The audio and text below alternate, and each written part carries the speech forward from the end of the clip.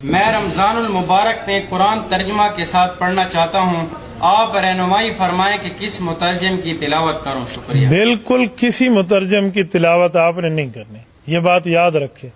السلام علیکم ورحمۃ اللہ وبرکاتہ۔ جی تو میرے دوستو، آپ کو سوال کا تو پتہ چل ہی گیا ہوگا کہ قرآن مجید ترجمے کے ساتھ پڑھنا چاہیے یا نہیں پڑھنا چاہیے۔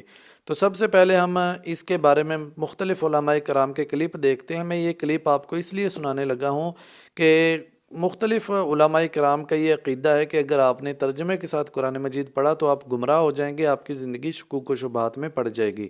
تو سب سے پہلے ان کی دلیلیں بھی سنتے ہیں، اور اس کے علاوہ کچھ جو ہمارے علماء کرام ہیں جو اس کے قائل ہیں کہ آپ ترجمے کے ساتھ عوام الناس کو پڑھنا چاہیے، ان کو بھی سنیں گے۔ اس کے بعد میں آپ کے سامنے کچھ اپنی تحقیق بھی پیش کروں گا اور قرآن مجید کی کچھ تعریف بھی آپ کے سامنے رکھوں گا۔ تو علماء کرام کو سنتے ہیں۔ میں رمضان المبارک میں قرآن ترجمہ کے ساتھ پڑھنا چاہتا ہوں، آپ رہنمائی فرمائیں کہ کس مترجم کی تلاوت کروں؟ شکریہ۔ بالکل کسی مترجم کی تلاوت آپ نے نہیں کرنی، یہ بات یاد رکھے۔ عام بندہ جب قرآن کے ترجمے اٹھا کے اس میں غور و خوض شروع کرے گا، یہ گمراہی کا دروازہ کھلے گا۔ میری جان من، قرآن کریم اتنا لاوارث نہیں ہے کہ آپ اس کو بغیر قرآن کے ماہر کے پڑھنا شروع کر دیں۔ ڈاکٹری میڈیکل کی کتاب آپ بغیر ماہر کے نہیں پڑھتے، تو قرآن کریم بغیر ماہر کے آپ کیوں پڑھیں گے؟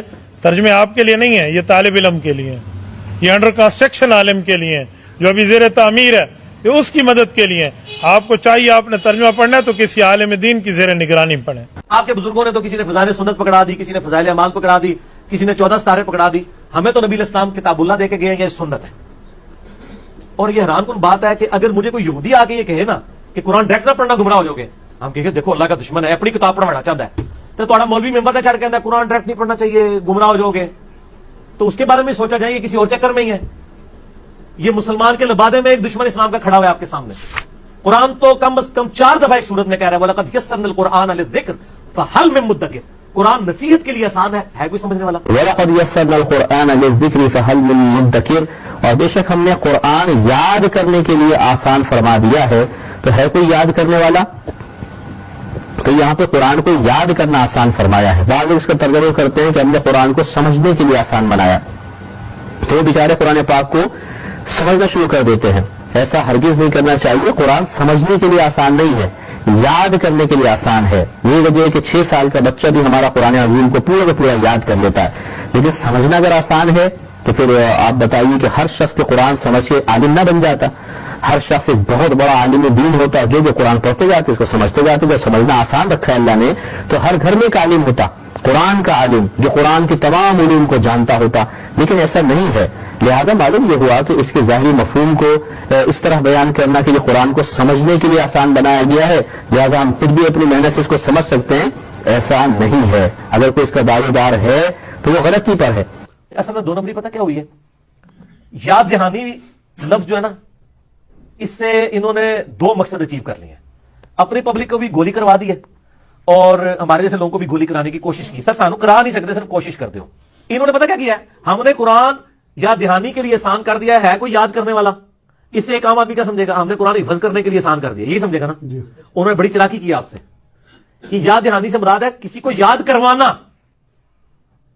میں اگر آپ کو یاد کرنا یا ہوا، اس کا کیا مطلب ہے؟ میں آپ کو نصیحت کر رہا ہوں۔ یاد کرنا، پچھلی بار تو موٹر سائیکل اتنا تیز چلا رہا تھا، تیرا ایکسیڈنٹ ہوا، تو یہ جو میں یاد دہانی کروا رہا ہوں اس کو کیا کر رہا ہوں؟ نصیحت۔ نصیحت کے لیے انہوں نے ایڈی مشکل اردو کٹی کہ تاکہ کسی قرآن کو ترجمہ نہ پڑھ ہی نہ لے۔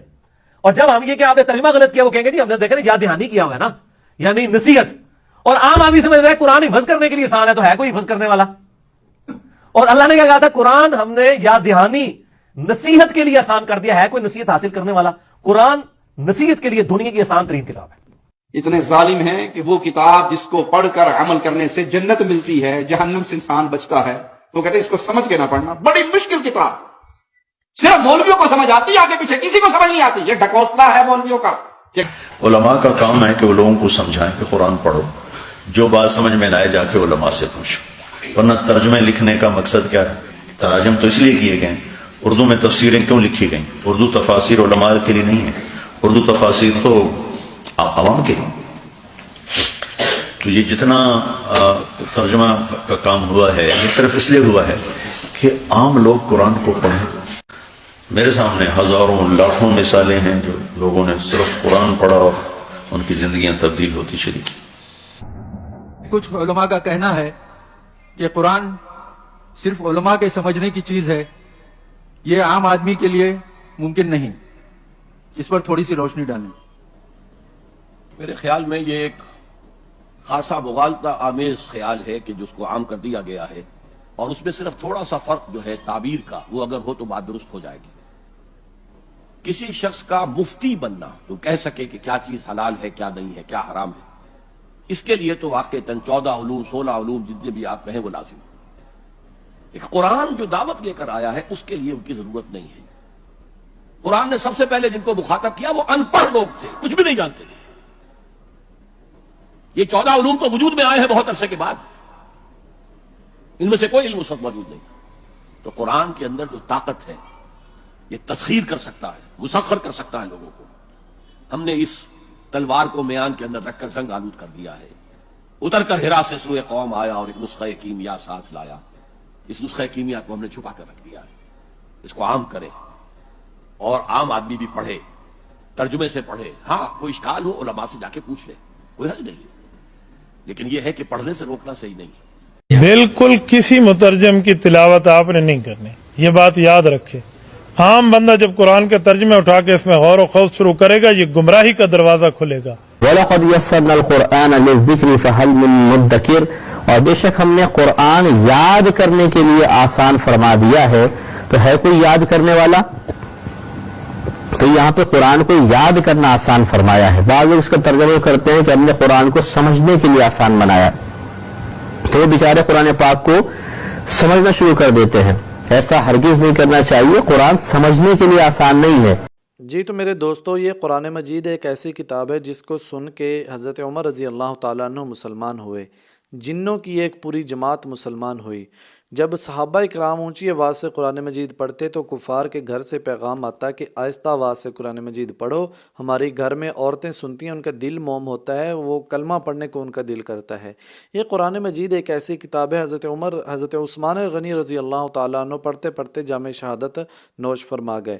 یہ قرآن مجید ایک ایسی کتاب ہے جس کے اندر اللہ تعالیٰ نے فرمایا ذالک الکتاب لا ریب فیہ، اس میں کسی قسم کا کوئی شک نہیں ہے، لیکن آنے والا بھی امانت دار، اور جس کا یہ کلام ہے وہ بھی امانت دار، اور جس کے یعنی کہ اوپر اتارا گیا وہ بھی امانت دار، اس میں کسی قسم کا کوئی شکوک و شبہات نہیں ہے۔ یہ حضور صلی اللہ علیہ وسلم کا زندہ معجزہ اور قیامت تک قائم و دائم رہے گا انشاءاللہ۔ قرآن مجید میں اللہ تعالیٰ نے فرمایا کہ اگر آپ سچے ہیں، جو انکار کرتے ہیں قرآن مجید کا کفار، وہ نہیں مانتے کہ یہ جادوگر کا کلام ہے یا جو بھی ایسی باتیں کرتے ہیں، آج بھی کفار کو یہی چیلنج ہے کہ اس جیسی کوئی ایک صورت لا کے دکھا دو۔ کفار اس وقت بھی فیل ہو گئے تھے، آج بھی کفار فیل ہیں، اور تا قیامت تک کفار اس معاملے میں فیل ہی رہیں گے، تو یہ قیامت تک قائم و دائم رہے گا انشاءاللہ۔ تو دوسری جگہ اللہ تعالیٰ نے ارشاد فرمایا وَاعْتَصِمُوا بِحَبْلِ اللَّهِ جَمِيعًا، کہ سارے کے سارے اللہ کی رسی یعنی قرآن مجید کو مضبوطی سے تھام لو۔ تو آج ہمارے علماء کرام کہتے ہیں کہ ترجمے کے ساتھ نہ پڑھنا، گمراہ ہو جاؤ گے، آپ کی زندگی شکوک و شبہات میں پڑ جائے گی۔ تو یہ کیسے ہم گمراہ ہوں گے؟ میرا ان سے ایک سوال ہے مفتی صاحب سے کہ ٹھیک ہے، ہم آپ کا دعویٰ یہ تسلیم کرنے کو تیار ہیں، مانتے ہیں آپ کا دعویٰ، لیکن جو عربی لوگ ہیں جب جیسے وہ قرآن مجید کھولتے ہیں ان کو ایک ایک لفظ کی سمجھ آ جاتی ہے کہ کون سا یہ قصہ چل رہا ہے، کون سا یہ احکامات جاری ہو رہے ہیں ہمارے لیے۔ تو جو غیر عالم ہیں وہ سارے کے سارے پھر گمراہ ہیں، عالم تو اس سے نکل جائیں گے نا، وہ مستثنیٰ ہو جائیں گے اس سوال سے۔ جو غیر عالم ہیں، جو نہیں پڑھے لکھے ہیں، مطلب انہوں نے قرآن مجید کی تعلیم حاصل نہیں کی ہے، تو اس نے کسی عالم کی زیر نگرانی ترجمہ نہیں پڑھا، وہ جیسے ہی وہ کھولتے ہیں ان کو سمجھ آ جاتی ہے ساری، تو وہ سارے کے سارے گمراہ ہو گئے ہیں۔ حضرت عمر رضی اللہ تعالیٰ عنہ نے جب قرآن مجید سنا تو وہ مسلمان ہوئے، گمراہ نہیں ہوئے، وہ مسلمان ہوئے۔ وہ پہلے کافر تھے، اللہ تعالیٰ حضور صلی اللہ علیہ وسلم کو نعوذ باللہ قتل کرنے کے لیے جا رہے تھے، تو وہ جیسے انہوں نے قرآن مجید سنا مسلمان ہو گئے۔ یعنی کہ یہ قرآن مجید کا ایک ہمارے لیے یعنی کہ تحفہ ہے، یہ ایک مثال ہے قرآن مجید ہمارے لیے، یہ ایک متفق کا پلیٹ فارم تھا، ہمارے علماء نے آج اس کو بھی نہیں بخشا۔ مسجدیں علیحدہ بنا لی، مسلک اپنے علیحدہ علیحدہ گھڑ لیے، عبادتوں کا طریقہ علیحدہ علیحدہ بنا لیا۔ ٹھیک ہے، دوسری بات میں ان سے میرا یہ سوال ہے، ہم مان لیتے ہیں کہ گمراہ ہو جائیں گے، کسی عالم کی زیر نگرانی پڑھنا چاہیے، پھر اگر ہم دیوبندی مولوی کے پاس جا کے کہتے ہیں کہ فلاں میرا اہل حدیث عالم صاحب جو ہیں وہ میرے دوست ہیں یا جو بھی میرے جاننے ماننے والے ہیں تو اس کی زیر نگرانی میں ترجمہ یعنی کہ شروع کر رہا ہوں. نہ جی نہ اس کا عقیدہ ٹھیک نہیں. اسی طرح دیوبندی والے نہ جی نہ اہل حدیث والوں کا عقیدہ ٹھیک نہیں ہے. اسی طرح بریلویوں کا یہ حال ہے. تو ہم کون سے کس عالم یعنی کہ جو آپ متفقہ عالم ہمیں دکھا دیں کہ ہم اس کی زیر نگرانی ترجمہ پڑھیں. کوئی عالم بھی متفقہ نہیں آ رہا ہمیں نظر, یا ان کی نظر میں یا ان کی جو ہے وہ عقل کے مطابق ہمیں کوئی دکھا دیں عالم جس کو یہ بھی مانتے ہوں, دیوبندی والے مانتے ہوں, اہل حدیث مانتے ہوں, بریلوی مانتے ہوں. بریلوی والے اپنا عالم بتائیں گے, اہل حدیث والے اپنا عالم بتائیں گے, دیوبندی والے اپنا عالم بتائیں گے. دوستو اب سوال یہ ہے کہ اب یہ علماء ہمیں منع کیوں کر رہے ہیں قرآن مجید سے؟ یہ امت محمدیہ کے لیے. کیا ہم امت محمدیہ میں سے نہیں ہیں؟ کیا ہم حضور صلی اللہ علیہ وسلم کی امتی نہیں ہے؟ کیا ہم نے کلمہ نہیں پڑھا؟ اگر ہم اس کو نہیں پڑھیں گے, ترجمے کے ساتھ نہیں سمجھیں گے تو کون آ کے سمجھے گا؟ کفار سمجھیں گے. یہ کفار کے لیے تو کتاب ہے ہی نہیں, یہ تو ہمارے لیے کتاب ہے.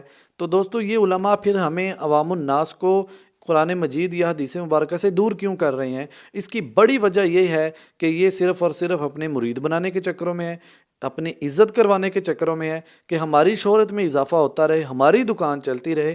اگر یہ آپ کو ترغیب دینے لگ جائیں عوام الناس کو کہ ترجمے کے ساتھ قرآن مجید پڑھو, حدیث مبارکہ ترجمے کے ساتھ پڑھو, تو سارے مسئلے حل ہو جائیں گے. ان کی دکانداری بند ہونے کا اندیشہ ہے ان کو. تو دوستو میری آپ سے درخواست یہی ہے کہ آپ ترجمے کے ساتھ شروع کریں قرآن مجید. کم سے کم زندگی میں ایک مرتبہ قرآن مجید ترجمے کے ساتھ پڑھیں. آپ کو پتہ تو چلے کہ آپ کا اللہ آپ سے کیا باتیں کر رہا ہے. حضور صلی اللہ علیہ وسلم کی سیرت کا آپ کو پتہ چلے, حضرت یوسف علیہ السلام کے حسن کا آپ کو پتہ چلے, حضرت یونس علیہ السلام کی تبلیغ کا آپ کو پتہ چلے, حضرت نوح علیہ السلام کی تبلیغ کا آپ کو پتہ چلے. تو دوستو یہ ساری کی ساری باتیں ہمیں تب پتہ چلیں گی, یہ سارے کے سارے واقعات ہمیں تب پتہ چلیں گے جب ہم قرآن مجید ترجمے کے ساتھ پڑھیں گے. تو ہمیں انشاءاللہ ہم زندگی میں ایک مرتبہ ضرور ترجمے کے ساتھ قرآن مجید پڑھیں گے. اگر ہم پڑھ نہیں سکتے تو آج کل سوشل میڈیا کا دور ہے, آپ کو یوٹیوب پہ یعنی کہ ترجمے کے ساتھ قرآن مجید مل جائیں گے, تو آپ وہ سن لیں. تلاوت بھی ہو رہی ہوتی ہے اور ساتھ ساتھ میں ترجمہ بھی ہو رہا ہوتا ہے. تو آخر میں گزارش آپ سے دوستو یہ ہے کہ غزہ کے مسلمانوں کے لیے اسپیشل دعا کریں, فلسطین کے لیے دعا کریں, مسجد اقصیٰ کے لیے دعا کریں, ان کے مجاہدین کے لیے دعا کریں. وآخر الدعوانا ان الحمد للہ رب العالمین.